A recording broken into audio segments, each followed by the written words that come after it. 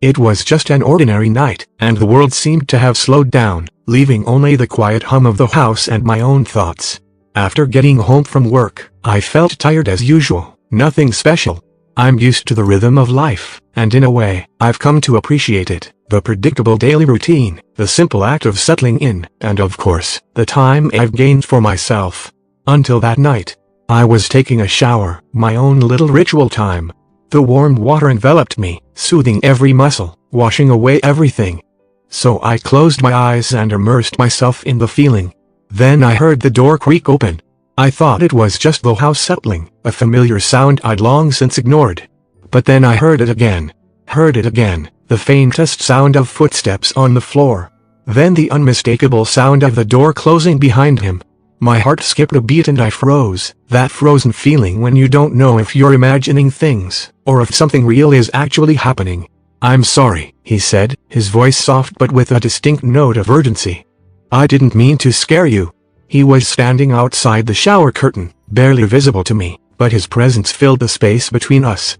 My pulse quickened, not from fear, but from the surprise of the moment. "I didn't know you were home," I answered, trying to steady my breathing.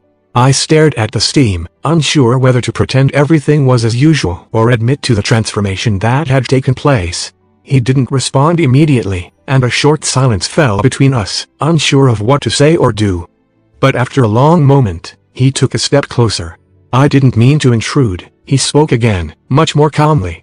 "But I don't know, I just wanted to be near you." The words hung in the air like a slender thread, tugging at something inside me, something that had been silent for a long time. I didn't expect this to happen, this sudden intrusion that broke what I thought was a peaceful space. But as I stood there, the water pouring over me, I felt a strange connection. A tension that wasn't uncomfortable, but was fascinating. I wasn't sure I was ready. "Why are you here?" I asked him, my voice quieter than I'd intended, not reproachful, just curious. "I don't know," he answered. "I wanted to see you. To really be with you. I've been thinking about you a lot lately." His words surprised me, unexpected, simple, but sincere enough to soften me. The vulnerability he showed was something I wasn't used to. And at that moment, I realized that perhaps I was also vulnerable. Because instead of pushing him away, I felt curious. I wanted to understand what had brought us to this point. The tension in the air was palpable, but not suffocating. It was more like a question that we both had to answer together. I took a deep breath and decided to let go of my hesitation. "I'll say it," I said, my voice firm, "but just don't do anything. I'm not used to it." His eyes softened, and I could see respect in them. "Of course," he said softly. "Only if you want to." I nodded, and suddenly, the space between us was filled with a feeling, not fear, but something deeper. Something that was beyond words, but understood instinctively. He slowly moved closer, and the steam swirled around us, creating a warm, intimate cocoon. Neither of us moved too quickly or spoke too much. We just stood there quietly, in the silent space we had created, without realizing it. The days after that night became different. Not in a life-changing, grand way, but in a way I can't explain. There was a new understanding between us, not just in words but in the way we interacted. The silence between us was no longer uncomfortable, but full of a deeper understanding, a connection that didn't need to be defined. I don't know how things will develop, and part of me doesn't want to rush things. But at the same time, there is an undeniable attraction. He is always there, always behind the scenes. A constant presence that is both reassuring and exciting. One evening, he invites me to dinner. I accept, although I'm not sure why. His gesture feels simple and important, as if we are building a relationship. As we sit at the table, I notice his gaze lingering on me for a long time. It doesn't feel disturbing, but rather warm, and it makes my heart beat faster. It was a strange feeling, especially since I had been so careful to protect my emotions for so many years. But his gaze gave me a sense of comfort. He respected my boundaries, while at the same time giving me a glimpse into his inner world. "How are you doing?" he asked after a while. His voice was gentle, but his eyes were full of curiosity, making me feel as if I was being asked to open up in a way I had never experienced before. I paused to consider the question, then admitted that I had been trying to figure out what it all meant, who we were, what it was. His reply was calm, almost patient. "We don't have to figure it all out now.